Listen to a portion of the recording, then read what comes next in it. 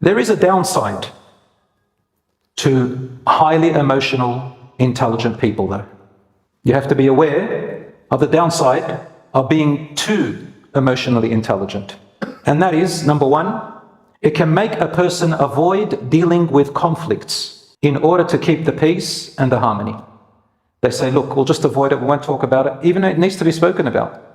But just to keep the peace, make everybody believe they're right. But you cannot maintain that. Chaos happens. So some things have to be addressed, and you have to face saying harsh things sometimes, with respect and frank things. Highly intelligent people can get into the problem of unhealthy boundaries.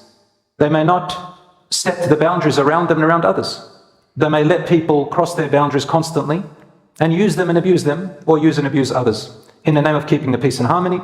And also it can create poor decision making. Why? Because a person who's highly emotionally intelligent may be thinking about other people's feelings, and they're highly empathetic, they've got high empathy, or, you know, look, you've got to understand they're coming from a certain place. That's one thing, but then decision making becomes a problem. Sometimes they have to make really drastic decisions.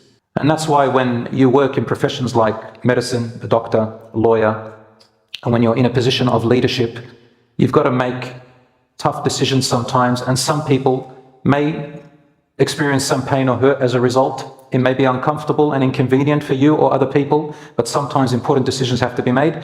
If you have too much reliance on emotional empathy, then it can play a role in making bad decisions. So be aware of that. And the idea is to have a balanced emotional intelligence setting in your mind. If you learn martial arts, whether you go to jiu-jitsu or you learn kickboxing or judo or taekwondo, maybe, I'm just joking, taekwondo, any kind of disciplined sport, anything, they're always focusing first and foremost on disciplining your emotions. You can't react. If you react, you'll lose. So it's all in all areas.